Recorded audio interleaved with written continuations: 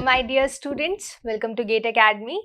So I guess आपने alkalinity का lecture revise कर लिया होगा, पार्ट 1 जो हम लोग ने पढ़ा था, ठीक है, जो मैंने आपको बताया था रिगार्डिंग ग्राइम इक्विवेलेंट के कंसेप्ट्स के बारे में और इसके 2 रूल्स के बारे में। आज हमारा अल्कनिटी पार्ट 2 में will be dealing regarding measurement of alkalinity. आप पानी में कितनी अल्कनिटी है उसको कैसे मेजर कर सकते हो, आज हम उसकी बात करेंगे। So let's put the heading measurement, alkalinity, and we'll be doing the measurement.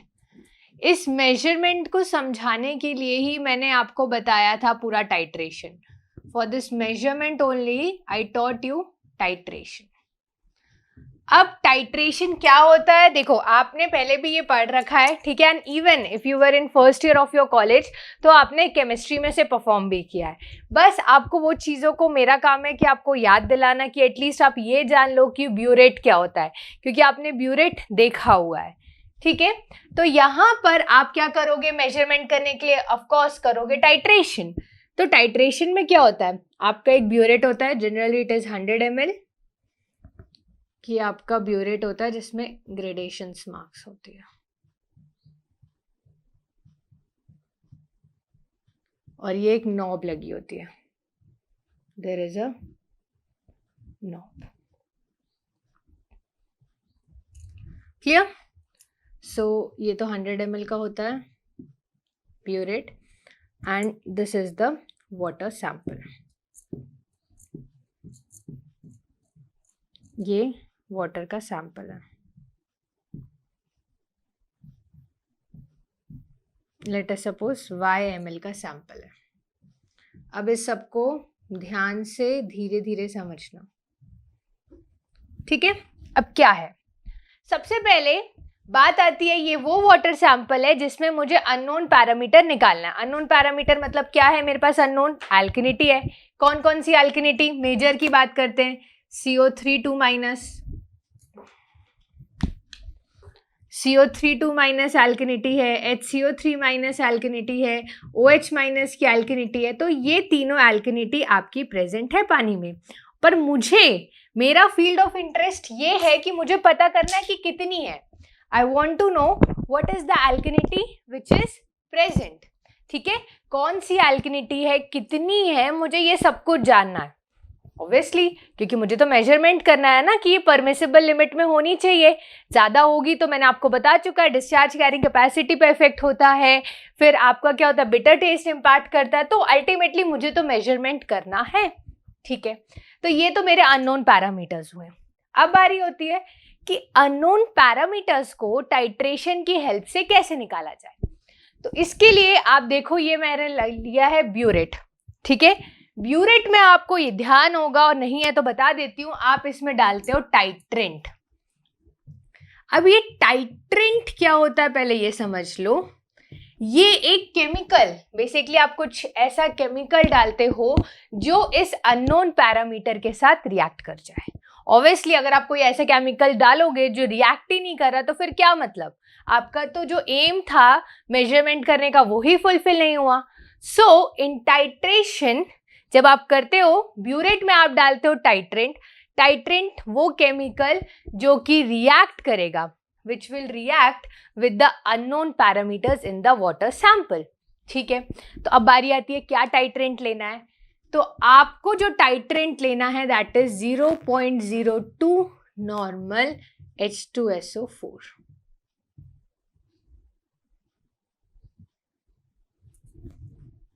ये टाइट्रेंट ऐड करना है। अब पहली बात है कि आपने 0.02 नॉर्मल का क्यों लिया, आप कोई और नॉर्मल का भी ले सकते थे, नॉर्मेलिटी का भी ले सकते थे। एन नॉर्मेलिटी के लिए होता है, कल ही मैंने बता चुका था, आई गेस आप रिवाइज करके ये लेक्चर देख रहे होगे। एन क्या होता है, number of gram equivalents present in litre पर लीटर ऑफ द सॉल्यूशन, ठीक है। तो एन तो नॉर्मेलिटी है। H2SO4 एसिड डाला है मैंने, आप चाहो तो कोई और भी डाल सकते हो, कोई प्रॉब्लम नहीं है, कोई और नॉर्मेलिटी का भी डाल सकते हो, ठीक है। बट उसमें ये बात आती है कि अगर कंसंट्रेशन ज़्यादा हो कम हो तो क्या इश्यूज आते हैं, उसमें इश्यूज आ जाते हैं, ठीक है। तो मैंने 0.02 नॉर्मल H2SO4 का टाइट्रेंट चूज किया। 0.02 normal means 0.02 gram equivalents of H2SO4 in 1 liter of the solution. अब बारी आती है कि ये टाइट्रेंट तो मुझे पता है, कितनी नॉर्मेलिटी का वो भी पता है. क्यों? क्योंकि मैं डाल रही हूँ. ठीक है, पता क्या नहीं है मुझे? पता नहीं है मुझे कि वाटर सैंपल में CO3 माइनस कितना है, HCO3 माइनस कितना है, OH माइनस कितना है, ये मुझे नहीं पता. ठीक, तो यहां पे मैं डायरेक्टली नहीं निकाल पाऊंगी कि CO3 माइनस कितना है, HCO3 माइनस कितना, OH माइनस कितना है. कैसे? मैं ये बोल दूंगी कि पानी में जितनी एल्किनिटी है that I can't tell, but मैं ये बोल दूंगी टाइट्रेशन करते टाइम, ध्यान से सुनना, टाइट्रेशन करते टाइम जितना सल्फ्यूरिक एसिड यूज हुआ, टाइट्रेशन करते टाइम जितना सल्फ्यूरिक एसिड यूज हुआ उतनी ही एल्किनिटी पानी में प्रेजेंट है. Same amount of alkalinity is present in the given water sample. यानी कि मेरा तो फंडा ही क्लियर हो गया. बस मुझे ये निकालना है कि कितना सल्फ्यूरिक एसिड यूज हुआ. एक बार मैंने ग्राम इक्विवेलेंट्स निकाल लिए सल्फ्यूरिक एसिड के, मैं ग्राम इक्विवेलेंट्स एल्किनिटी के निकाल लूंगी. तो बहुत अच्छी बात है, बिल्कुल अच्छा है. सिर्फ मुझे ग्राम इक्विवेलेंट्स निकालने हैं वो सल्फ्यूरिक एसिड के जो वाटर सैंपल के साथ रिएक्ट करेंगे. तो ये तो बहुत अच्छी बात है. तो अब बारी आती है कैसे कुछ तो होगा. ऐसा थोड़ी ना है कि बस टाइट्रेंट खोला, डाल दिया और काम हो गया. कुछ अलग अलग स्टेप्स हैं जिसको आपको ध्यान में रखना पड़ेगा. इस टाइट्रेशन को परफॉर्म करने से पहले 2 अजम्पशंस है जो आपको लेनी पड़ेगी. पहला अजम्पशन ये है कि पानी का pH 10 या उससे ज्यादा होना चाहिए. The pH of water should be 10 और मोर देन 10. First assumption. ठीक है, सो pH of the water sample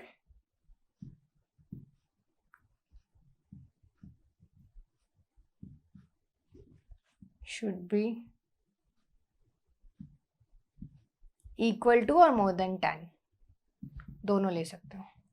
should be equal to और more than, equal to भी लिख लेना, equal to और more than 10. पहला assumption. दूसरा assumption बहुत इंपॉर्टेंट है, ध्यान से समझना. सेम pH पर, ध्यान से सुनना, इंपॉर्टेंट है. at same pH HCO3 minus and OH minus doesn't exist simultaneously. मतलब किसी एक सेम pH पर आपका bicarbonate alkalinity and OH minus alkalinity exist नहीं करेगी सेम pH पर. ये अजम्पशन है, ये आपको पता होना चाहिए. ठीक है, तो टेस्ट स्टार्ट करने से पहले, टाइट्रेशन स्टार्ट करने से पहले 2 चीज जो बहुत ज्यादा क्लियर होनी चाहिए. पहली, पानी का सैंपल 10 या उससे ज्यादा pH का हो, पहली चीज. दूसरी चीज ये निकल कर आती है कि पानी में सेम pH पर bicarbonate alkalinity and caustic alkalinity एक साथ प्रेजेंट नहीं होगी. क्लियर है? ये 2 अजम्पशंस को ध्यान में रखते हुए अब आगे हम प्रोसीड करते हैं.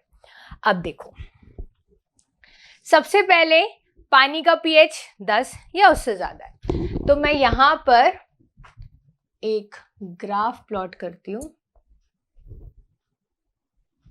जो कि है pH का, और एक्स एक्सिस में वॉल्यूम ऑफ एसिड यूज्ड, ये है ml में.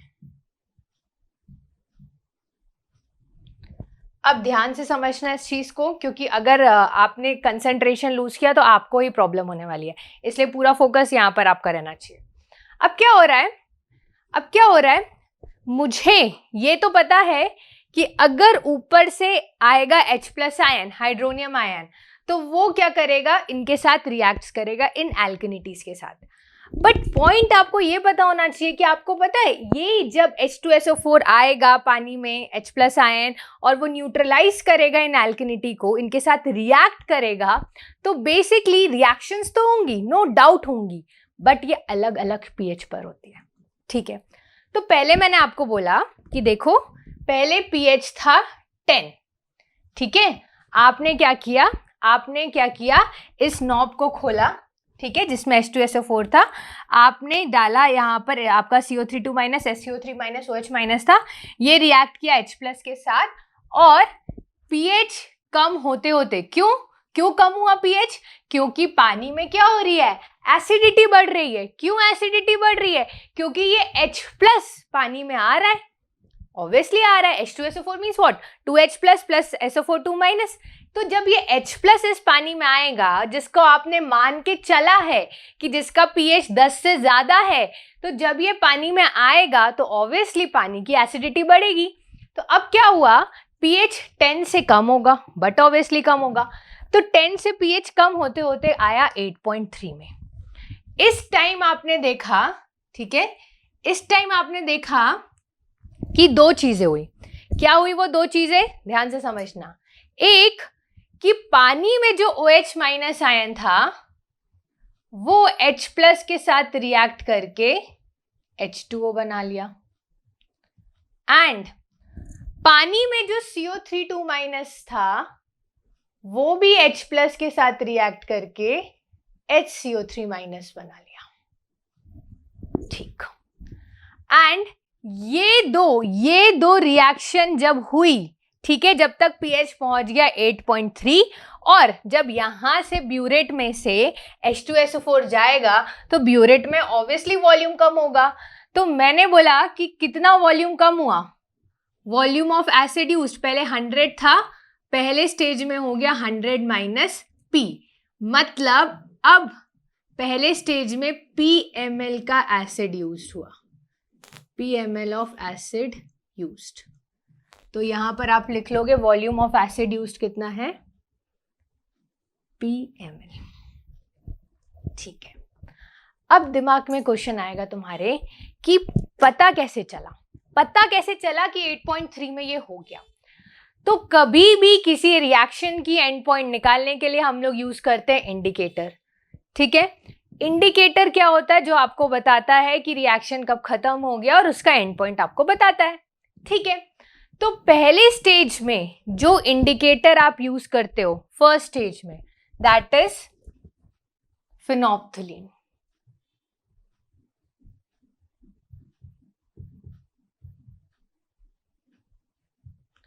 अब इस फिनोप्थिलीन का ओरिजिनल कलर होता है येलो, या आप इसको बोल सकते हो कलरलेस, एंड ये अपनी वर्किंग रेंज में इसका कलर होता है पिंक, ठीक है। और इसकी वर्किंग pH रेंज होती है 10.3 से 8.6। देखो पहले ही बता दे रही हूं, अलग अलग बुक्स में थोड़ा डेसिमल आगे पीछे मिलेगा, ठीक है। जनरल मैंने आपको बता दिया 10.3 से 8.6 इसकी pH की वर्किंग रेंज होती है, बट आपको बुक्स में आगे पीछे थोड़ा डेसिमल मिलेगा, ठीक है। तो दैट डजंट मैटर, तो उसके लिए क्योस मत मचाना, पहले ही क्लियर कर दूं, ठीक है। तो ये pH होती है फिनोप्थिलीन की, it works in the range of 10.3 to 8.6। First thing, original colour इसका होता है येलो, या आप कलरलेस भी बोलते हो, एंड वर्किंग रेंज में इसका कलर हो जाता है पिंक, और मैंने इसकी वर्किंग pH रेंज आपको ऑलरेडी बता दी है। अब समझो ये इंडिकेटर्स क्यों यूज करते हैं, this indicators are used to tell you the end point, तभी तो आपको पता चलेगा रिएक्शन खत्म हो गई, ठीक है। तो आपने क्या किया, देखो pH क्या है 10, थोड़ा 10 से ज्यादा होगा, ठीक है। आपने टेस्ट स्टार्ट होने से पहले फिनोप्थिलीन डाल दिया, क्योंकि जो पानी का pH है वो फिनोप्थिलीन के वर्किंग रेंज में है, तो कलर क्या हो जाएगा पिंक, ठीक है। कलर क्या हो जाएगा इस वाटर सैंपल का पिंक, ठीक है, कलर हो गया पिंक। चलो अब हम लोग स्टार्ट करेंगे टाइट्रेशन करना। ये नॉब को खोला, ऊपर से क्या आ रहा है आपका सल्फ्यूरिक एसिड आ रहा है, आप देख रहे हो कि सल्फ्यूरिक एसिड आता जा रहा है, न्यूट्रलाइजेशन हो रहा है, क्या हो रहा है, रिएक्शंस ये होती जा रही है, ये चलती जा रही है। द मोमेंट आपको कलर क्या मिलने लगेगा, येलो या कलरलेस मिलने लगेगा, आप लोग क्या करोगे, नॉब को बंद कर दोगे, ठीक है। आप नॉब को बंद कर दोगे। एक बार आपने नॉब को बंद कर दिया, ठीक है, आप रीडिंग ले लोगे। ऑब्वियसली यहाँ पर पूरे ग्रेजुएशंस बने हुए होते हैं, आप रीडिंग ले लोगे कि कितना एसिड यूज हुआ। आप यहाँ पे प्लॉट कर दिया आपने, और आपने देखा 10 से 8.3, 10 से 8.3 में आपके ये दो रिएक्शंस हुए। एंड उस टाइम इंडिकेटर कौन था? फिनोफ्थलीन था। और फिनोफ्थलीन के बारे में मैंने जानकारी दे दी आपको। अब दूसरा, ये तो पहला हुआ। अब मैं तुम्हें बोलूंगी कि दूसरे में क्या होता पता? जब ये 4.5 पे पहुंचता है तब न्यूट्रलाइजेशन और भी होता है अलग अलग एल्केनिटी का। अब पहली दो चीज ध्यान से समझो। फर्स्ट थिंग, ये CO3 पूरा न्यूट्रलाइज नहीं हुआ है। क्यों नहीं हुआ है? क्योंकि CO3 H+ के साथ रिएक्ट करके HCO3 बनाता है। इस HCO3 को फिर रिक्वायरमेंट होती है H+ की। क्यों? दूसरे पेन से डार्क कर देती हूं। क्योंकि ये बनाता है H2CO3। मतलब इसको 2 यूनिट्स H+ आयन के चाहिए थे, पर पहले स्टेज में आपने क्या किया? पहले स्टेज में आपने सिर्फ 1 यूनिट H+ आयन का प्रोवाइड किया। मतलब इसका न्यूट्रलाइजेशन अभी कंप्लीट नहीं है। तो इसको समझाने के पर्पस से मैंने यहाँ पे स्टार मार्क किया है। क्योंकि रीजन देखो, 8.3 तक तुमसे अगर पूछा जाए कि क्या क्या चीज हो चुकी है, तो आप बोलोगे कॉस्टिक एल्केनिटी पूरा हो चुका है, ठीक है, ये H2O के फॉर्म में कन्वर्ट हो गया है, पूरा न्यूट्रलाइजेशन हो चुका है। CO3 का आधा न्यूट्रलाइजेशन हो चुका है। क्यों? क्योंकि अभी ये HCO3 में कन्वर्ट हुआ है, ये कार्बोनिक एसिड में कन्वर्ट नहीं हुआ है। मतलब ये मेरे दिमाग में क्लियर है, कि नेक्स्ट स्टेप में आपका ये जो HCO3 है, ये रिएक्ट करेगा H+ के साथ और बनाएगा H2CO3। क्लियर है मेरे दिमाग में? पर ये HCO3 तो CO3 की वजह से आया। पानी में पास भी तो HCO3 प्रेजेंट थी, पानी में भी तो HCO3 बाइकार्बोनेट एल्केनिटी प्रेजेंट थी। तो इस स्टेज में जो पानी में बाइकार्बोनेट एल्केनिटी प्रेजेंट थी, देखो है दोनों बाइकार्बोनेट एल्केनिटी, तुम्हें कंफ्यूज ना हो करके मैंने एक को स्टार मार्क कर दिया है। सो पानी में जो बाइकार्बोनेट एल्केनिटी है उसके साथ भी रिएक्ट करके ये H2CO3 बनाएगा। तो आप ये बोल सकते हो कि पहले स्टेज में कॉस्टिक एल्केनिटी न्यूट्रलाइज हुई और आधी कार्बोनेट एल्केनिटी न्यूट्रलाइज हुई। सेकेंड स्टेज में अगर आपने देखा तो आपकी बाइकार्बोनेट एल्केनिटी न्यूट्रलाइज हुई और जो बची हुई आधी कार्बोनेट एल्केनिटी थी वो न्यूट्रलाइज हुई। और इस टाइम जो टोटल एसिड यूज हुआ वो हुआ MmL। अब फिर तुम्हारा दिमाग चलेगा कि मैम पहला तो समझ में आ गया कि फिनोफ्थलीन था, तो उसने पहले कलर पिंक था, उसके बाद येलो कलरलेस हो गया, तो ठीक है, क्या हुआ, मान लिया कि टेस्ट कंप्लीट हो गया पहले स्टेज में। सेकेंड स्टेज में कैसे पता चलेगा आपको कि रिएक्शन कंप्लीट हो गई? बिल्कुल सही, मुझे फिर जरूरत पड़ेगी किसकी? इंडिकेटर की। तो नेक्स्ट स्टेज में जो इंडिकेटर यूज होता है दैट इज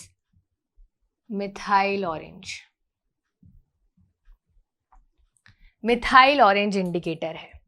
अब इसका pH है, it works in the pH range of generally 2.8 से 4.4। वैल्यू डेसिमल के बाद आगे पीछे थोड़ी मिल सकती है आपको डिफरेंट बुक्स में। अब इसका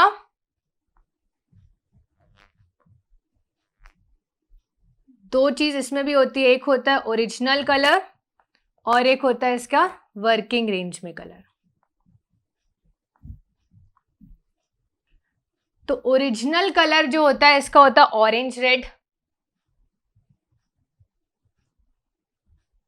एंड वर्किंग रेंज में इसका कलर होता है येलो, और you can say it as colourless. तो अब समझो, पानी 8.3 पे आया, पानी हो गया येलो कलरलेस, आपने नॉब बंद कर रखा है। अब आपने क्या किया? आपने पानी में डाला मिथाइल ऑरेंज, क्योंकि पानी का पीएच मिथाइल ऑरेंज की वर्किंग रेंज में नहीं है, तो आपने जब मिथाइल ऑरेंज डाला उसका कलर ऑरेंज रेड हो गया, मतलब इस वाटर सैंपल का कलर अब ऑरेंज रेड हो गया। ठीक है, अब आप फिर से टाइट्रेशन स्टार्ट करोगे। यहां के बाद आपने क्या किया, फिर ब्यूरेट के नॉब को खोला और उसके बाद आपने क्या किया, H2SO4 इसमें आने लग गया, इस वाटर सैंपल में आने लग गया।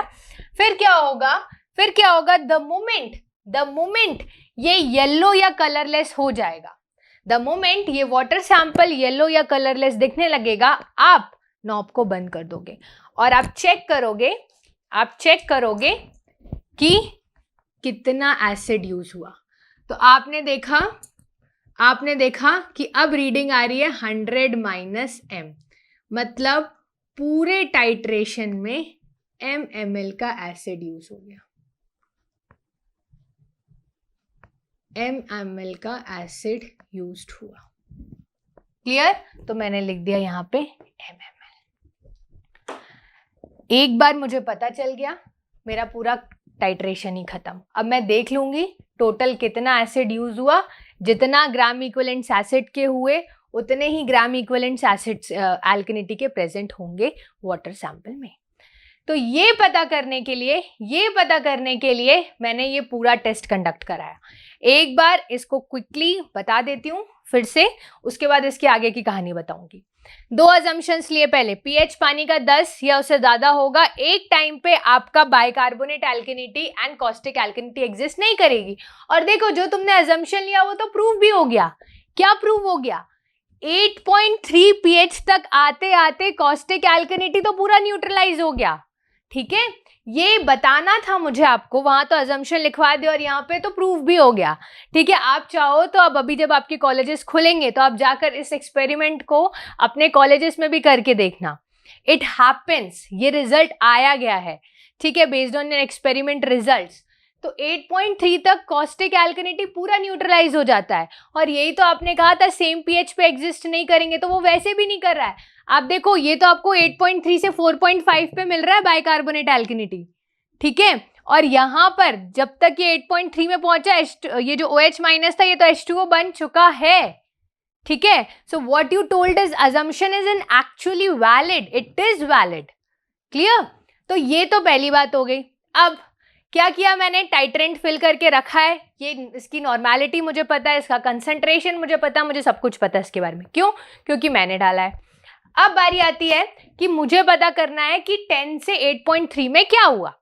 तो पता करने के लिए एंड पॉइंट के लिए मैंने यूज किया इंडिकेटर। पहले स्टेज में यूज किया फिनोल्फ्थलीन, जिसका ओरिजिनल कलर येलो कलरलेस होता है और वर्किंग पीएच रेंज में ये पिंक हो जाता है। आपने क्या किया, टेस्ट स्टार्ट होने से पहले फिनोल्फ्थलीन को डाला। ठीक है, इसका कलर क्या हो जाएगा, इसका कलर देखो, ओरिजिनल कलर था क्या इसका, येलो कलरलेस, पर इसकी वर्किंग रेंज में आपने डाला, मतलब ये हो जाएगा पिंक। आपने ब्यूरेट को ओपन किया, नॉब को खोला, H2SO4 उसमें आ रहा है, रिएक्शंस हो रही है, कौन कौन सी रिएक्शंस लिख दिया है। आपने देखोगे अराउंड 8.3 के पीएच पर आपने देखा कि क्या हो गया, नॉब बंद करा और आपने देखा, पहले आपने देखा कि ये कलर येलो या कलरलेस हो गया पानी, तो आपने नॉब बंद किया। आपने रीडिंग देखी यहाँ पर, अरे अभी तो 100 - p आ रहा है, मतलब अभी 100 - p है, पहले 100 ml था, इसका मतलब क्या है, PML का एसिड पहले स्टेज में यूज हो गया। ठीक है, अब दूसरी बारी करने से पहले आपने देखा कि ये जो बाइकार्बोनेट एल्कनिटी बनी, किससे बनी, कार्बोनेट एल्कनिटी से। इसका पूरा न्यूट्रलाइजेशन तो हुआ ही नहीं, इसको तो 2 यूनिट्स H+ आयन के चाहिए थे, पर पहले बार में तो इसको सिर्फ 1 यूनिट H+ आयन का मिला। ठीक है, मतलब मुझे इसका न्यूट्रलाइजेशन भी करना है और पानी में जो बाइकार्बोनेट एल्कनिटी प्रेजेंट है इसका भी न्यूट्रलाइजेशन करना है। क्लियर? तो अब क्या किया, मैंने दूसरा इंडिकेटर ऐड किया। दूसरा इंडिकेटर जो पिक्चर में आया वो था मिथाइल ऑरेंज। इसकी वर्किंग पीएच रेंज 2.8 से 4.4 है, ओरिजिनल कलर इसका ऑरेंज रेड है, वर्किंग पीएच रेंज में ये येलो कलर रेस हो जाता है।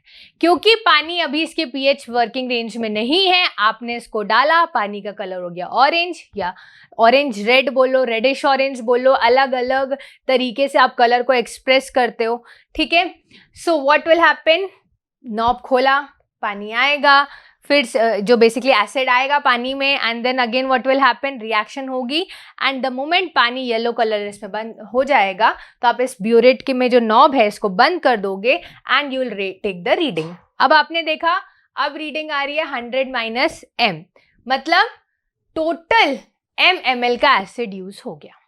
और इस टाइम जो पानी में बाइकार्बोनेट एल्केनिटी थी उसका भी न्यूट्रलाइजेशन हो गया, जो कार्बोनेट आयन से बनी थी उसका भी न्यूट्रलाइजेशन हो गया। आपका एक्सपेरिमेंट खत्म। तो आप क्या बोल सकते हो, क्या बोल सकते हो कि देखो एसिड, पहले तो मैं यहां पे लिखती हूं वॉल्यूम ऑफ एसिड यूज्ड,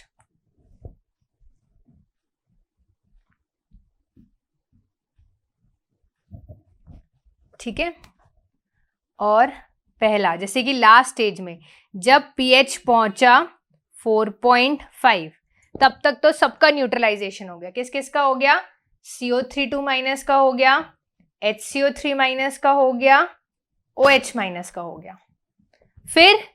फिर कौन सा pH था, एक pH था आपका 10 से 8.3 का, यहां पे क्या हुआ आपका OH माइनस पूरा न्यूट्रलाइज हो गया and half of CO3 minus neutralize हुआ।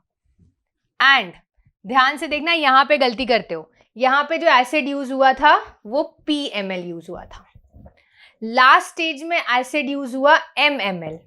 जब pH 8.3 से 4.5 में था तब आपका बचा हुआ आधा CO3 minus and HCO3 minus का न्यूट्रलाइजेशन हुआ।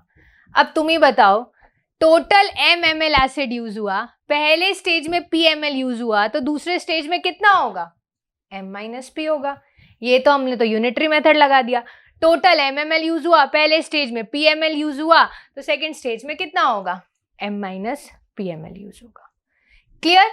तो ये मुझे जानकारी मिली, ये मुझे पूरी जानकारी मिली किसके बारे में, एल्केनिटी के बारे में। अब आपको एक डाउट हो सकता है, वो डाउट क्या है वो मैं आपको बता देती हूँ, आपका डाउट क्लियर कर देती हूँ। आप बोलोगे कि मैम आपने फेनोल्फथालीन 10.3 से 8.6 की pH रेंज बताई और आप यहाँ पे बोल रहे हो कि जो आपको कलर चेंज है वो 8.3 पर मिलेगा, ये आपको डाउट हो सकता है।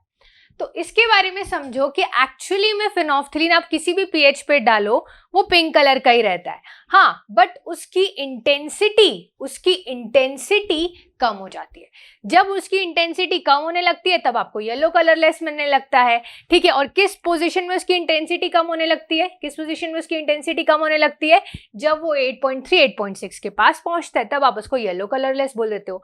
बाकी वो वैसे पूरा टाइम क्या होता है, पिंक कलर का होता है, ठीक है। सो होता वो पिंक ही कलर है, बट बीच में क्या होता है, उसकी जब इंटेंसिटी कम होने लगती है आप उस कलर को येलो या कलरलेस बोल देते हो, ठीक है।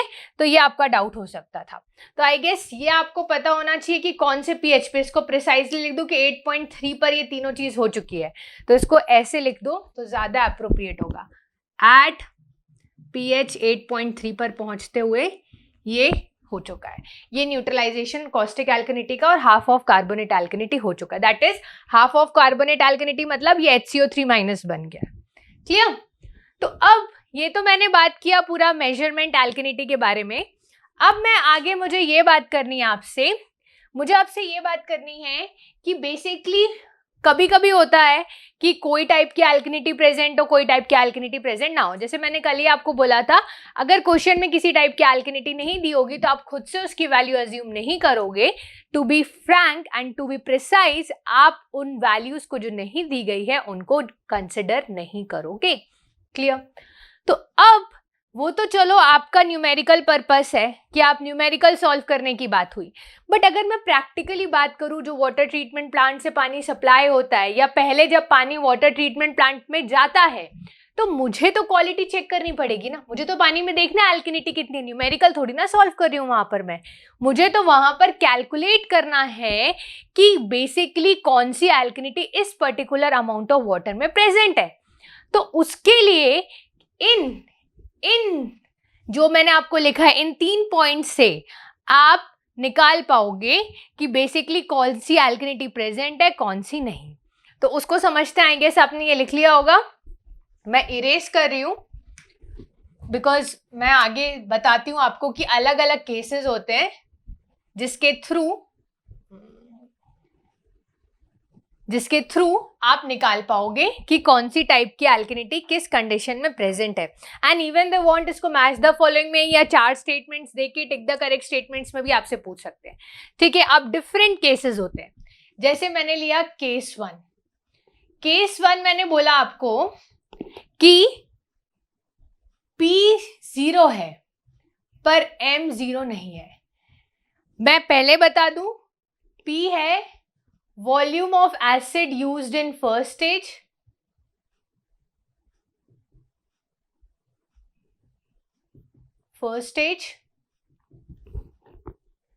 and M is volume of acid used in both stages. ठीक है, तो अब मैं बार बार हर जगह P और M नहीं लिखूंगी, इसलिए मैंने यहां पर आपके लिए लिख दिया एक बार। तो यहां पे क्या हुआ, ये बोला गया कि पहले स्टेज में कोई एसिड यूज नहीं हुआ और टोटल एसिड जो यूज हुआ है वो 0 की इक्वल नहीं है, मतलब कुछ तो वैल्यू है, कुछ H2SO4 तो गया है पानी में।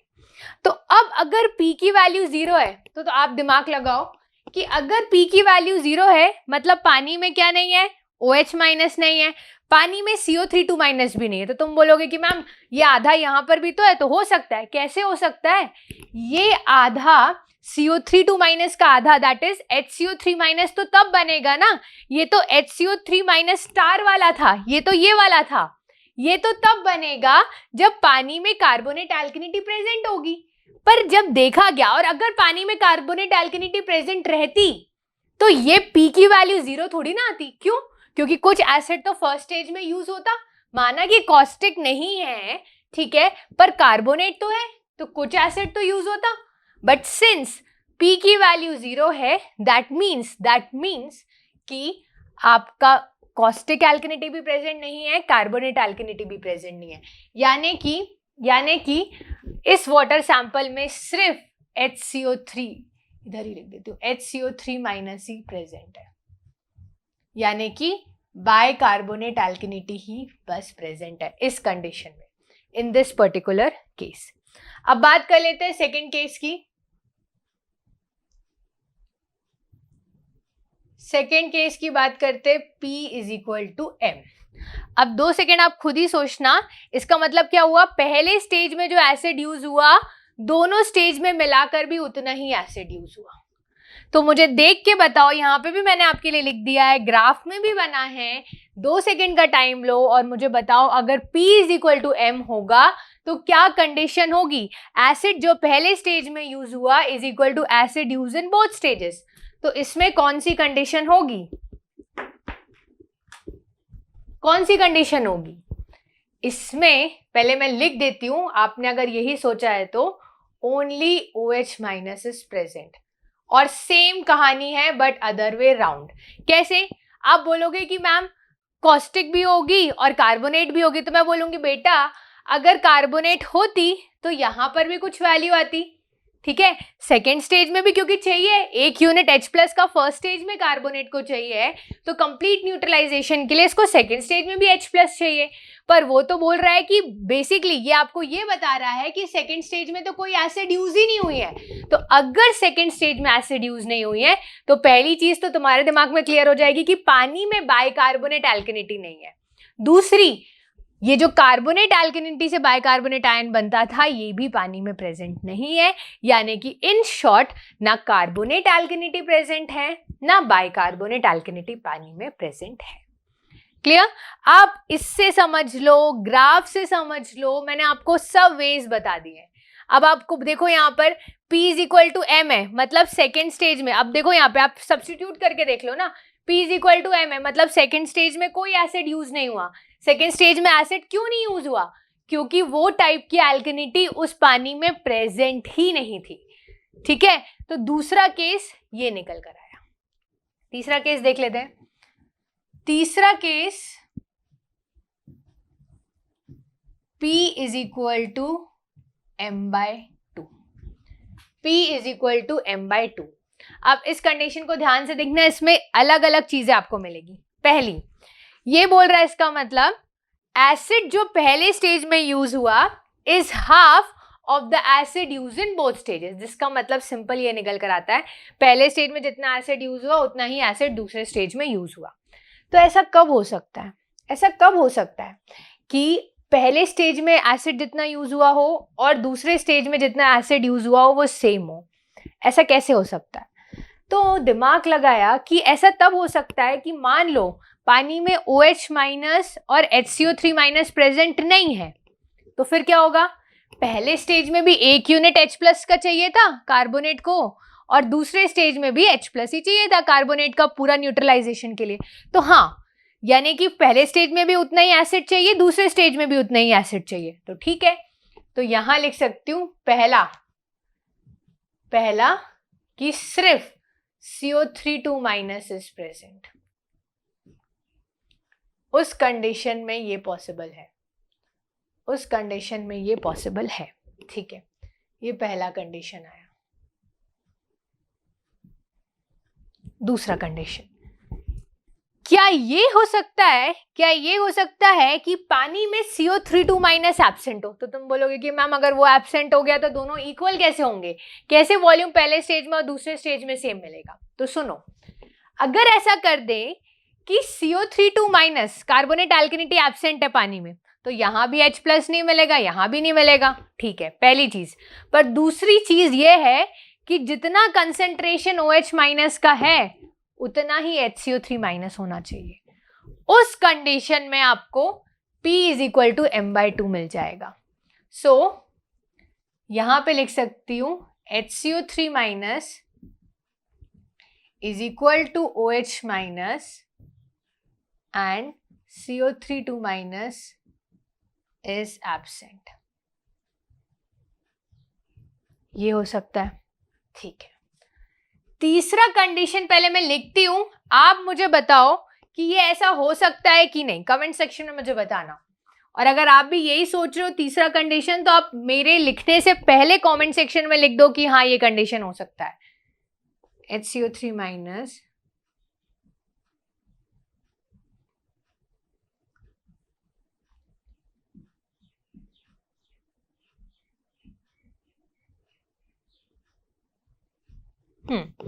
तीसरा कंडीशन भी मैंने लिख दिया। अब देखो पहला तो था सिर्फ कार्बोनेट प्रेजेंट हो, क्यों? क्योंकि उसको equal amount H plus ion चाहिए था दोनों केस में। ठीक है, दूसरा मैंने बोला कार्बोनेट एल्केनिटी को छोड़ दो, मत हो, वो हो सकता पानी में नहीं हो, बट उस कंडीशन में जितना OH माइनस का कंसेंट्रेशन है उतना ही HCO3 माइनस हो। तो ठीक है, बात बन गई। तीसरा मैंने बोला कि यार अगर कार्बोनेट एल्केनिटी पानी में प्रेजेंट है तो क्या प्रॉब्लम है, दोनों स्टेज में तो वो equal amount of H plus units ही ले रहा है। पहले स्टेज में भी उसको 1 यूनिट चाहिए, दूसरे स्टेज में भी उसको 1 यूनिट चाहिए, तो प्रॉब्लम तो कुछ नहीं है। तो हाँ, आप बोलो, कंडीशन दो कि OH माइनस और HCO3 माइनस जो पानी में प्रेजेंट है इनका कंसेंट्रेशन सेम होना चाहिए एंड CO3 माइनस भी प्रेजेंट है। क्यों CO3 माइनस प्रेजेंट है? क्योंकि उसको same amount of H plus ion की जरूरत है, सेम अमाउंट ऑफ एसिड की जरूरत है दोनों स्टेज में, तो कोई प्रॉब्लम ही नहीं है। ठीक है, तो इन तीनों में से कोई भी कंडीशन, लेट अस सपोज अगर किसी को क्वेश्चन बनाना हो तो कितने आसानी से वो लिख सकता है P is equal to m/2। ठीक है, और वो बोल देगा P is the volume of acid used in one stage, first stage, M is volume of acid used in both the stages, this happens और दिस ऑकर्स व्हेन, और 3 option ये दे दिया और चौथा कोई और ऑप्शन दे दिया। और आपने अगर इस चीज को पढ़ा नहीं है और आप रट के चले गए तो आप तो पहले ही आंसर मार्क करके आ जाओगे, आप तो कॉमन सेंस ही नहीं लगा पाओगे। एंड मुझे चाहिए कि आपके दिमाग में ये माइंडसेट हो कि आप जब भी ऐसे क्वेश्चन आए तुरंत दिमाग में आपके ये पूरा पिक्चर क्लियर होनी चाहिए, ये पूरे कौन से पीएच में कितना एसिड यूज हुआ ये आपके दिमाग में बाय डिफॉल्ट फीड हो जाना चाहिए, तभी आप इस टाइप के क्वेश्चन सॉल्व कर पाओ। क्लियर? अब इसमें 2 केस और है, कौन कौन से देख लेते हैं। इसको इरेज करना पड़ेगा मुझे, इसको इरेज कर देती हूँ।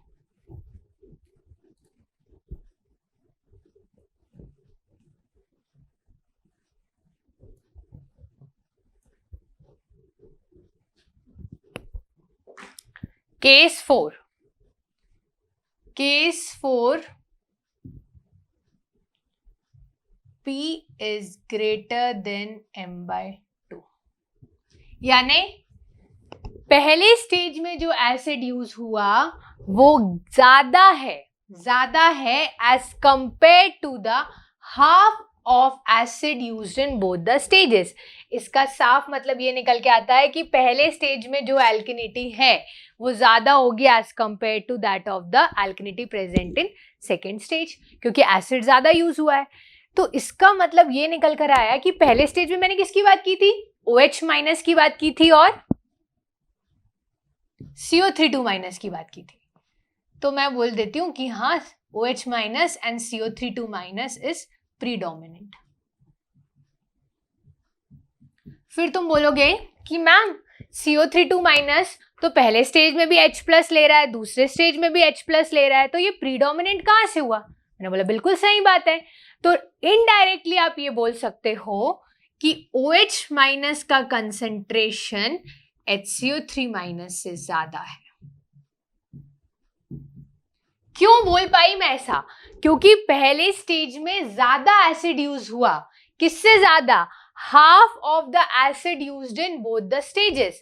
एंड इसीलिए मैंने बोला कि हाँ, इस कंडीशन में ऐसा होता है कि पानी में जो आपकी कौन सी एल्केनिटी है, कॉस्टिक एल्केनिटी, वो ज्यादा निकल कर आती है as compare to that of bicarbonate alkalinity. Clear? अब इसका उल्टा भी कर सकते हैं। कैसे उल्टा? Case 5, when P is less than m/2, यानी कि पहले स्टेज में जो एसिड यूज हुआ वो लेस है। किससे लेस है? Half of the total acid used in both stages. इसका शॉर्ट में मतलब है पहले स्टेज में एसिड कम यूज हुआ as compare to the acid used in second stage. तो अब क्या बोलूं कि हाँ, फिर तो आप बोल सकते हो कि मैम सेकेंड स्टेज में एसिड जो है वो ज्यादा यूज हुआ, इसका मतलब क्या हो जाएगा? CO32 minus and HCO3 minus is predominant। फिर आपके दिमाग में आएगा कि CO32 माइनस को तो सेम ही यूनिट्स चाहिए, सेम ही H प्लस आयंस चाहिए इन बोथ द स्टेजेस। तो मैं ये बोल सकती हूँ कि HCO3 माइनस जो है वो ज्यादा निकल कर आएगा as compare to OH minus ion. ठीक है? कब होगा? जब P is less than m/2। अब तुम देखो, इसमें वो तुमसे टिक द करेक्ट स्टेटमेंट्स करके 4 ऑप्शन देके पूछ सकता है, इवन मैच द फॉलोइंग करके पूछ सकता है, किसी भी फॉर्मेट में पूछ सकता है। ठीक है? तो इसको रटना मुझे नहीं लगता it is a smart work. Better है कि इसके कंसेप्ट्स को समझो तो ज्यादा इंपॉर्टेंट है। ठीक है? If you are clear with the concepts, आपको ये क्वेश्चंस बन जाएंगे। ठीक है? तो ये पूरे 5 स्टेजेस, 5 केसेस होते हैं बेसिकली अलग अलग फॉर्म में, और पानी में आपको कुछ भी मिल जाता है। जनरली 95% केसेस में आपको केस 5 मिलता है, ऐसा देखा गया है। बट इसका मतलब ये नहीं है कि बाकी केसेस नहीं मिलते। ठीक है? तो पूरे परम्यूटेशन कॉम्बिनेशंस मैंने आपको बता दिए, अलग अलग केसेस में कैसे आपको एल्केनिटी, कौन सी एल्केनिटी प्रीडोमिनेंट होती है, कौन सी एल्केनिटी मिलती है, और एक केस के सब केसेस भी बता दिए कि ये भी हो सकता है, ये भी हो सकता है, ये भी हो सकता है, कुछ भी हो सकता है। Clear? Anything can be possible. तो आपको क्लियर रहना चाहिए कि कौन सा केस कब आ रहा है। अगर वो मैच द फॉलोइंग में पूछ दे या आपको हिंट दे के न्यूमेरिकल फॉर्मेट में पूछ ले, ठीक है, तो आप उससे अपना आंसर भी टैली कर सकते हो कि यार उसने ये कंडीशन दी थी, मेरा आंसर आया, तो क्या मैंने जो निकाला उसमें CO3 माइनस OH माइनस की कंसेंट्रेशन सेम आ रही है एंड CO32 माइनस भी प्रेजेंट है उस क्वेश्चन में, या तीनों में से जो भी कंडीशन सेटिस्फाइड हो रही है आपके आंसर आने के बाद। ठीक है? तो ये 5 कंडीशंस निकल कर आते हैं। और ये कहाँ से मिला? टेस्ट परफॉर्म करने के बाद मिला, PML और MML आपको। ठीक है? ये जितना भी खेल आपने देखा है यहाँ पे, जो हम लोग खेल रहे हैं यहाँ पर इतनी देर से, PM बोल रहे हैं, फिनोफ्थलीन की बात की, मिथाइल ऑरेंज इंडिकेटर्स की बात की, एसिड यूज्ड की बात की, तो ये जितना भी हमने बात किया, ये क्यों, कब कर पाए हम लोग? टेस्ट करने के कारण हम कर पाए। ठीक है? तो ये रिजल्ट्स आपने टेस्ट से डिराइव किए। ठीक है? अब बारी आती है, ये तो उसको नोट कर लीजिएगा, अब बारी आती है कैलकुलेशंस की। अब बारी आती है कैलकुलेशंस की कि चलो PML और MML समझ में तो आ गया, पर इसको कैलकुलेट कैसे करें। कहने का मतलब है कि आपने रीडिंग तो ले ली आपने, इतना ml एसिड यूज हुआ, टोटल mml का एसिड यूज हुआ, आपने रीडिंग तो ले ली, पर मेरा फील्ड ऑफ इंटरेस्ट था कि मुझे पानी में तो बतानी है alkalinity. I want to know the alkalinity in water. अभी तक के तो मैंने एल्किनिटी नहीं बताई, हाँ मैंने ये बताया कि कौन सी एल्किनिटी प्रीडोमिनेंट है, ठीक है। हर अलग अलग कंडीशन में हमने डील किया कि कौन सी एल्किनिटी प्रीडोमिनेंट है as compare to the other. पर मुझे वैल्यू चाहिए, मुझे टोटल एल्किनिटी की वैल्यू चाहिए कि ठीक है मुझे बताओ कि एल्किनिटी कैसे निकालूं मैं यहाँ पर, चाहे वो टोटल एल्किनिटी हो, कार्बोनेट हो, कोई भी एल्किनिटी हो। मेरा फील्ड ऑफ इंटरेस्ट है कि मुझे चाहिए एल्किनिटी की वैल्यू। इसके लिए क्या करना है, इसके लिए पहले ध्यान से बोर्ड की तरफ देखना है, क्योंकि एक इंपॉर्टेंट कंसेप्ट हम लोग डील करने वाले हैं। एक बार इसको समझ जाओगे, कोई भी एल्किनिटी का क्वेश्चन आएगा कर लोगे। देखो इस टाइट्रेंट कितना दिया हम लोग को, इसका concentration 0.02 normal H2SO4। So since it is 0.02 normal H2SO4, तो आप क्या बोल सकते हो उसको, 0.02 ग्राम इक्विवेलेंट्स पर लीटर। ऑब्वियसली हमने पढ़ रखा है नॉर्मेलिटी क्या होती है। मतलब मैं ये बोल सकती हूँ 1 litre that is 1000 ml has 0.02 gram equivalents of H2SO4, ठीक है। अब मेरा ब्यूरेट कितने का है, कितने ml का है, 100 ml का। तो 100 ml में कितना होगा, 0.02 इंटू 100 डिवाइडेड बाय 1000, ठीक है। इतने ग्राम इक्विवेलेंट्स होंगे। अब ये तो मैंने तुमको समझाने के लिए पूरा बता दिया। अब जनरल बात करती हूँ। लेट अस सपोज जनरल, अभी सिर्फ जनरल बात हो रही है। लेट अस सपोज टाइट्रेशन हुआ, ठीक है। मुझे फाइनल वैल्यू मिली 100 माइनस V, यानी कि V ml का टाइट्रेंट यूज्ड हुआ, V ml of titrant used. तो क्या हुआ, 1000 ml में इतने ग्राम इक्विवेलेंट्स थे, 100 ml में कितने हैं वो निकाल लिए। पर वाटर सैंपल के साथ कितने H2SO4 ने रिएक्ट किया, कितने ml ने, V ml ने। तो V ml ने रिएक्ट किया तो कितने ग्राम इक्विवेलेंट्स हुए, 0.02 into 100 divided by 1000 into V। अब बताओ, हमने कल की क्लास में पढ़ रखा है 1 gram equivalent of anything is equal to 1 gram equivalent of any other thing. इसका मतलब जितने ग्राम इक्विवेलेंट्स इस एसिड के होंगे, ग्राम इक्विवेलेंट ऑफ एसिड, इतने ही ग्राम इक्विवेलेंट्स किसके होंगे, एल्किनिटी के होंगे। और आपको पता है हम लोग एल्किनिटी को रिपोर्ट कैसे करते हैं, कैल्शियम कार्बोनेट में। तो इतने ही ग्राम इक्विवेलेंट्स कैल्शियम कार्बोनेट के भी तो होंगे। और ये कहाँ से मैं कंक्लूड कर पाई, 1 gram equivalent of anything is equal to 1 gram equivalent of any other thing.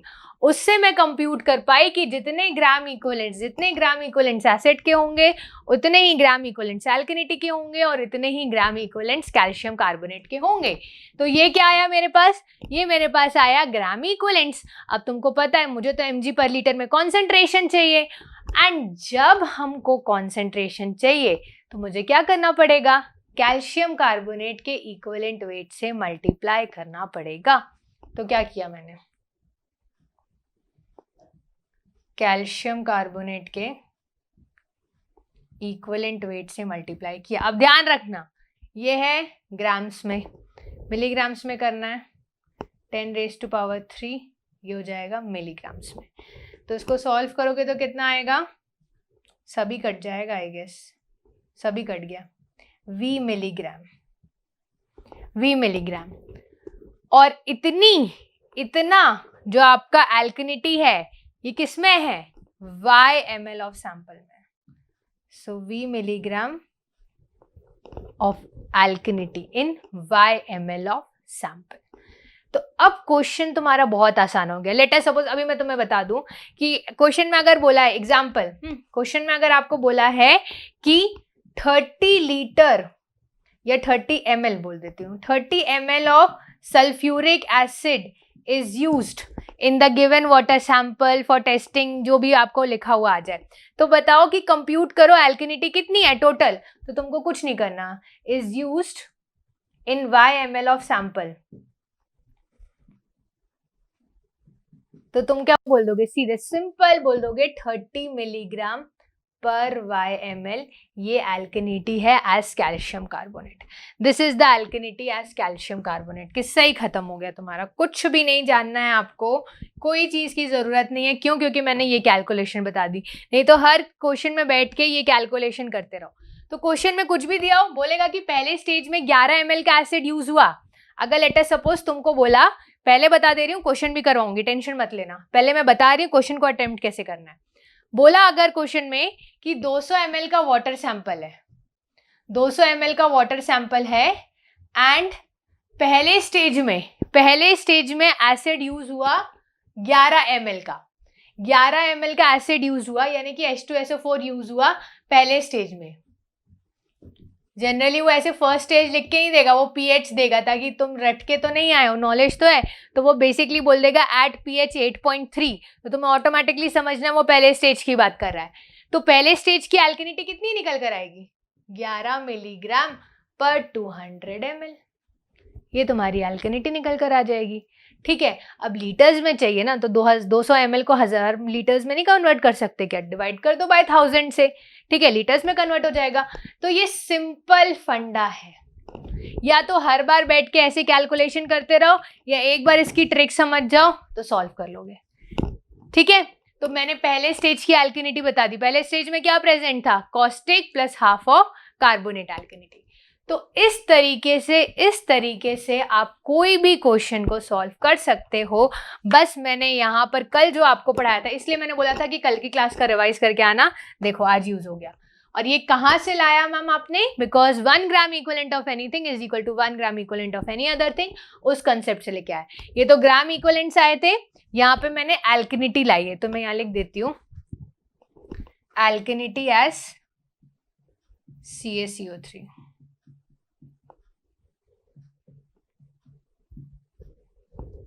ठीक है, तो उस तरीके से मैं लेकर आई हूँ उसको, और मैंने पूरा कैलकुलेशन करके आपको दिखाया है।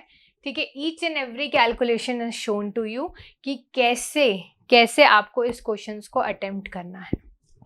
ठीक है, अब मैं क्वेश्चन बोर्ड में लिख देती हूँ आपके लिए, सो दैट आपको कॉन्फिडेंस भी आ जाएगा कि जितना हमने पढ़ा है। ठीक है, पी के बारे में, एम के बारे में क्वेश्चन अगर आता है कि बेसिकली आपको बोल दे, कोई भी चीज बोल सकता है, चाहे कॉस्टिक निकालो, कार्बोनेट निकालो, बाइकार्बोनेट निकालो, तो उन क्वेश्चंस को, ये तो मैंने आपको एक्सप्रेशन फॉर्मेट में बताया, अब मैं आपको न्यूमेरिकल फॉर्मेट में बताती हूँ कि इन क्वेश्चंस को कैसे अटेम्प्ट करना है।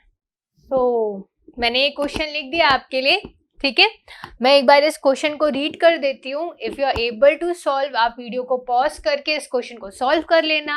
एंड टू दो स्टूडेंट्स हु वांट कि मैं ये क्वेश्चन सॉल्व करूँ, ठीक है, वो फिर मेरे साथ सॉल्व करेंगे। पहले एक बार क्वेश्चन रीड कर देती हूँ। 200 ml sample of water has initial pH of 10. 30 ml of 0.02 normal H2SO4 is used to titrate the sample up to pH 4.5. 11 ml of 0.02 normal H2SO4 is used to titrate the sample up to pH of 8.3. Calculate total alkalinity of water in mg per liter as calcium carbonate. Calculate the concentration of alkaline species in mg per liter as calcium carbonate. मतलब question में उसने बोला है आपको total एल्केनिटी भी निकालने को, and individual carbonate, bicarbonate और आपका क्या है, कॉस्टिक एल्केनिटी निकालने को। तो सबसे पहले देखो, मैंने पहले भी बोला था क्वेश्चन में अगर थोड़ा भी अच्छा क्वेश्चन होगा तो वो पी और एमएमएल डायरेक्ट नहीं देगा, वो क्वेश्चन में आपको पीएच दे देगा। तो पीएच से आपको पता करना रहता है कि वो पीएमएल दिया है कि एमएमएल दिया है, और हमने तो पूरी थ्योरी पढ़ रखी है। क्या है यहाँ पर देखो, 30 ml of 0.02 normal H2SO4 is used to titrate the sample up to pH 4.5. और मैंने क्या बोला था, जब pH 4.5 पे पहुंचता है तो क्या होता है, कार्बोनेट, बाइकार्बोनेट, कॉस्टिक तीनों का हमने न्यूट्रलाइजेशन कर चुका होता है। एंड कितनी एसिड यूज होती है, MML यूज होती है। अगर अभी जस्ट हम लोग उसको करके आए हैं, तो यानी कि M आपको कितना दिया है, M आपको कितना दिया है, 30 ml। अब आगे पढ़ते हैं, आगे क्या बोला है, 11 ml of 0.02 normal H2SO4 is used to titrate the sample up to pH 8.3. 11 ml use होता है 8.3 तक, और हमने क्या पढ़ा है 8.3 तक आपका caustic plus half of carbonate alkalinity का न्यूट्रलाइजेशन हो जाता है, और एसिड कितनी यूज होती है PML, तो P क्या है 11 ml है। तो ऐसे क्वेश्चंस में से आपको निकालना पड़ेगा, और ये तभी निकाल पाओगे जब आपकी थ्योरी क्लियर हो। इतनी सारी चीजें याद करने की होती है, कहाँ कर पाओगे, इतने न्यूमेरिकल फॉर्मूलाज कम है सिविल इंजीनियरिंग में जो आप इसको याद करोगे, तो इसको समझना इंपॉर्टेंट है।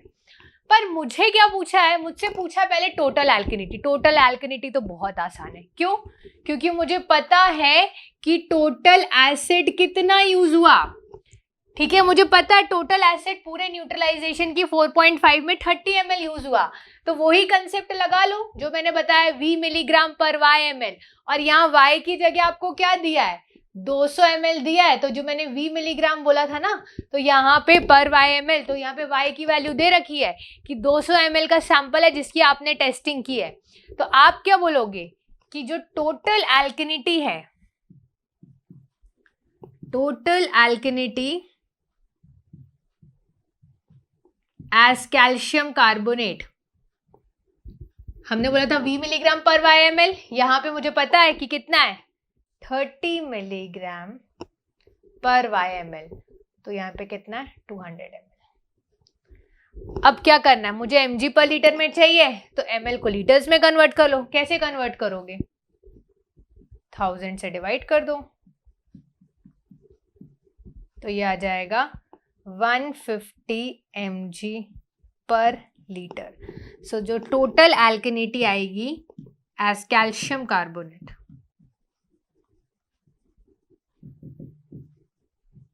That is 150 milligrams per litre, पहला आंसर। अब अगर आप चाहो तो फिर बैठ के पूरा कैलकुलेशन करते रहो, या शॉर्टकट ट्रिक है V मिलीग्राम पर YmL, बहुत आसानी से ये आ गया। अब देखो तुम्हारे पास इनडायरेक्टली दो इक्वेशंस भी आ गई। कैसे, तुमको पता है CO3 minus plus HCO3 minus plus OH minus, तीनों को मिला दो तो कितना कंसंट्रेशन आया 150 mg पर लीटर। एंड मुझे ये भी पता है कि P के करस्पॉन्डिंग क्या होता है। अच्छा ये बताना, यहां पर ये हाफ होगा कि नहीं होगा, यहां पर ये हाफ होगा कि नहीं होगा, क्योंकि ये जो गलती है ना ये मैंने यहाँ पे लिखी भी हुई है, यहां पर हाफ होना चाहिए कि नहीं होना चाहिए, तुम लोग तो करके आते हो, नहीं होना चाहिए। So those people who make mistakes do this. क्यों नहीं होना चाहिए, क्योंकि आपने खुद ने बात की है कि जब pH 4.5 होता है उस समय कार्बोनेट, बाइकार्बोनेट, कॉस्टिक सबका न्यूट्रलाइजेशन हो जाता है, तो फिर तो कोई बात ही नहीं आती हाफ की। हाँ, बट जब pH 8.3 पर था तब मैंने साफ साफ लिखा था, अगर अभी आपने इससे जस्ट पहले मैंने लिखा था कौन से pH पे क्या हो रहा था, एट pH 8.3 क्या हुआ, half CO3 minus plus OH minus, at pH 4.5 CO3 minus plus SCO3 minus plus OH minus. तो फ्लो में इसको हाफ मत लिखना है, यहाँ पर हाफ होगा वहां पर नहीं होगा। ये pH 4.5 की बात हो रही है, यहाँ पे pH 8.3 की बात हो रही है। क्लियर। अब इसके करस्पॉन्डिंग मुझे एल्केनिटी चाहिए, क्या एक लाइन में आंसर आ जाएगा। कैसे, तुम्हें पता है एट pH 8.3 कितना एसिड यूज हुआ है, volume of acid used 11 ml। सो एल्केनिटी कितनी निकल कर आएगी 11 mg पर YmL यानी 200 ml। अब इसको क्या करना है, इसको भी कन्वर्ट कर लो।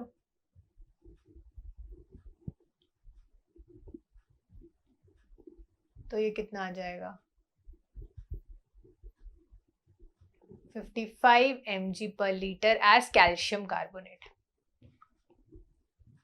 तो यहां पर कितना हो जाएगा ये 55 mg पर लीटर, सब कैल्शियम कार्बोनेट के टर्म्स में। पर अब प्रॉब्लम आ गई। क्या प्रॉब्लम आ गई, मेरे पास इक्वेशंस तो है पर प्रॉब्लम ये है कि मुझे किसी की वैल्यू नहीं पता। ठीक है, ना मुझे CO3 माइनस किसी एक की भी वैल्यू पता होती तो मैं शायद आगे प्रोसीड कर जाती, पर मुझे तो किसी की भी वैल्यू नहीं पता। पहला पार्ट तो क्वेश्चन का सॉल्व कर लिया, टोटल एल्केनिटी निकाल ली, पर मैं इंडिविजुअल स्पीशीज का कंसंट्रेशन नहीं निकाल पा रही हूँ। तो जब आपको कुछ नहीं दिखता, पक्का कुछ ना कुछ चीज थी डेटा में जो आपने छोड़ दी, और वो क्या चीज थी? वो था ये लाइन pH 10। अगर आपको pH दिया है तो क्या आप OH माइनस नहीं निकाल सकते? ऑफ कोर्स निकाल सकते हो। और एक बार OH माइनस आ गया फिर क्या? फिर तो किस्सा ही खत्म। OH माइनस मिल गया, इस इक्वेशन से CO3 माइनस मिल जाएगा, यहाँ से HCO3 माइनस मिल जाएगा। मतलब अब मेरी पूरी उम्मीद है कि मुझे OH माइनस आयन चाहिए, मेरा काम बन जाएगा। ठीक है, तो अगर pH 10 है तो आपने तो पढ़ रखा है relation pH plus POH is equal to 14। तो यहां से POH निकल कर आया 4। अब देखो क्वेश्चन है एल्केनिटी का, पर यूज pH का कंसेप्ट हो रहा है, तो ऐसे ही क्वेश्चंस आएंगे। होगा एक टॉपिक से रिलेटेड, बट उसमें बाकी टॉपिक्स भी कवर हो जाते हैं। अब POH की जगह क्या लिख सकते हो? Minus log base 10 OH minus ion is equal to 4। तो OH माइनस आयन कितना आएगा? 10 raise to power minus 4 moles per litre. पर मुझे किस में बात करनी है? मुझे तो बात करनी है in terms of calcium carbonate. तो पहले तो मुझे फंडा लगाना पड़ेगा ग्राम इक्विवेलेंट का। अब मुझे नहीं लगता कि हम लोग को कल जैसे करना पड़ेगा, आज तो हम लोग तुरंत कर सकते। कैसे? ये मोल्स पर लीटर है, पहले मुझे पता है कि नंबर ऑफ ग्राम इक्विवेलेंट्स क्या होता है? Given weight upon equivalent weight. तो पहले तो मुझे इसको वेट के फॉर्मेट में लिखना है। तो वेट ये मोलारिटी के फॉर्मेट में है और मुझे चाहिए वेट के फॉर्मेट में। मैं क्या करूंगी? इसके मॉलिक्यूलर वेट से मल्टीप्लाई कर दूंगी। इसका मॉलिक्यूलर वेट कितना है? 17। तो ये आया 17 ग्राम्स पर लीटर। ये आ गया क्या? ये आ गया OH माइनस का वेट। पर मुझे वेट थोड़ी ना चाहिए, मुझे तो इक्विवेलेंट चाहिए, नंबर ऑफ ग्राम इक्विवेलेंट्स चाहिए। तो क्या किया जाए? नंबर ऑफ ग्राम इक्विवेलेंट्स निकालने के लिए given weight divided by equivalent weight. तो इसका इक्विवेलेंट वेट भी 17 ही निकल के आता है। क्यों? क्योंकि HCO3 माइनस की वैलेंसी 1 होती है। ठीक है, तो यहां से क्या आया? 10 raise to power minus 4 grams per litre. ये क्या है? यह basically number of gram equivalents of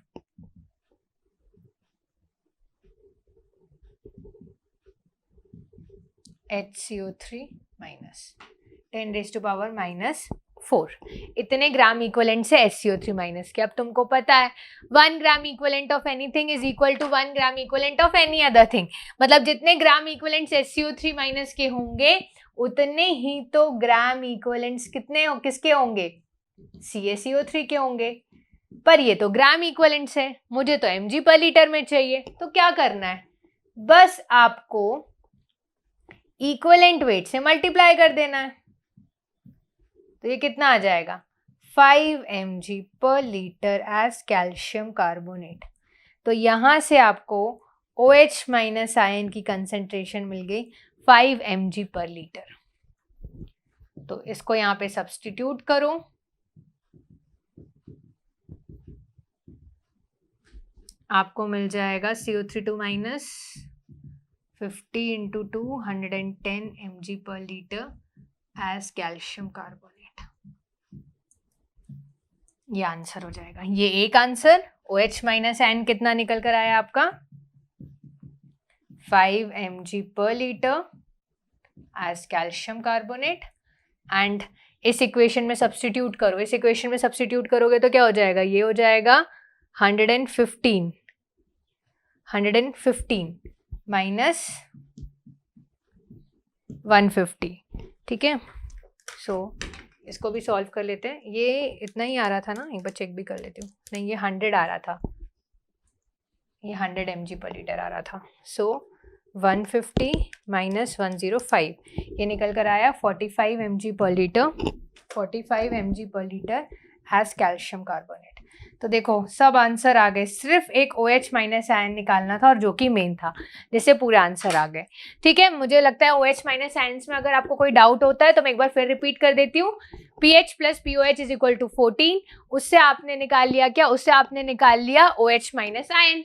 पहले POH निकाला, POH क्या होता है, minus log base 10 OH minus ion, उससे आपने OH माइनस निकाल लिया। पर तुम जब भी याद रखना, कोई भी चीज तुमको मोल्स पर लीटर में है, ये बात क्लियर रखो कि जब मैंने एल्केनिटी की बात की है तो मुझे ग्राम्स इक्विवेलेंट में बात करनी, नंबर ऑफ ग्राम इक्विवेलेंट्स में बात करनी है। तो पहले तो मुझे ग्राम इक्विवेलेंट में कन्वर्ट करने से पहले तो मुझे इसका वेट पता होना चाहिए।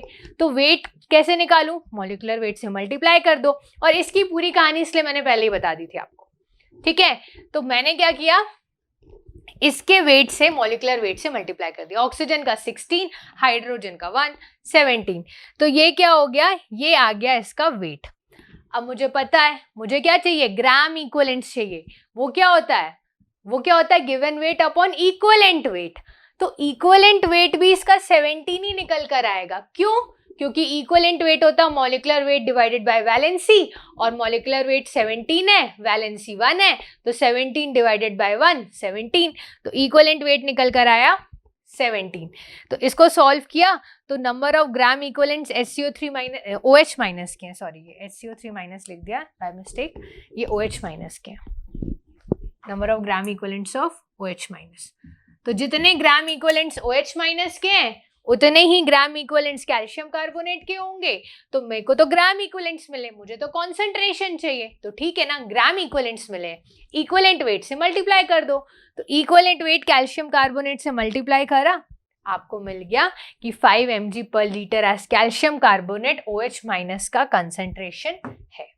ठीक है, एक बार OH माइनस का कंसेंट्रेशन मिल गया, उसके बाद तो CO32 माइनस भी निकल आएगा, HCO3 माइनस भी निकल आएगा। Very simple to solve.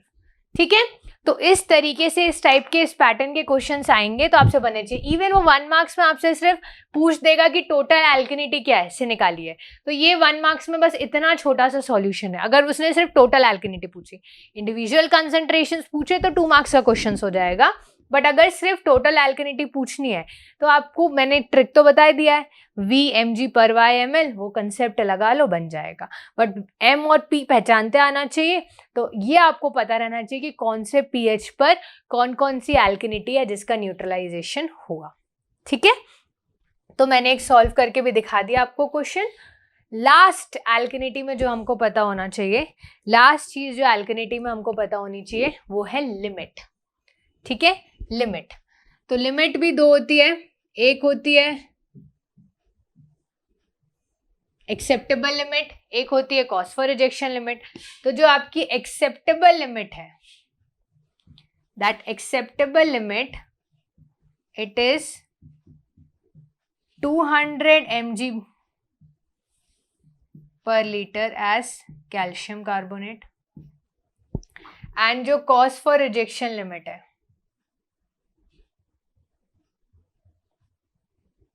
ये होती है 600 mg per litre as calcium carbonate.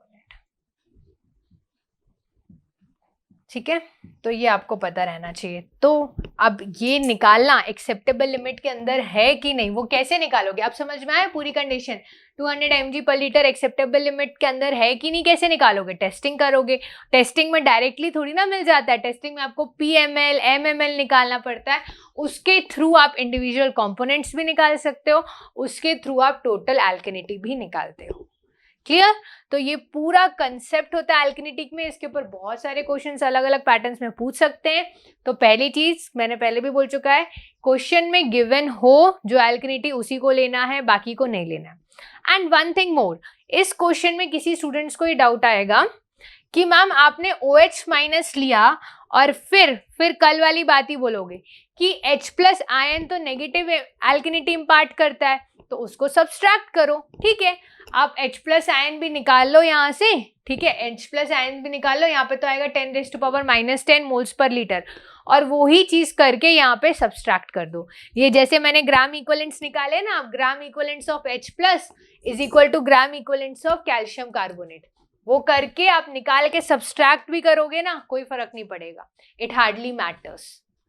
ठीक है, इसलिए मैंने उसको कंसिडर नहीं किया। आप चाहो तो बिल्कुल आप कंसिडर कर सकते हो 149.99999 ऐसे मिल जाएगी आपको टोटल एल्केनिटी। ठीक है, टोटल एल्केनिटी में आपने क्या किया, यहाँ पर 150 बोला है, अब आप क्या करोगे, इसमें से माइनस करोगे H प्लस के कंसेंट्रेशन को, तो कर दो 149.99999 ऐसे मिलेगा आपको। मतलब इतना माइन्यूट फर्क आता है, और कभी कभी तो आपने पिछले क्वेश्चन में, कल के क्वेश्चन में देखा ही था, कोई फर्क ही नहीं आया। ठीक है, तो आप चाहो तो बिल्कुल कंसिडर कर सकते हो, बट मैंने कंसिडर नहीं किया है। ठीक है, सो आई गेस अब आपको एल्केनिटी के पूरे कंसेप्ट क्लियर हो गए होंगे।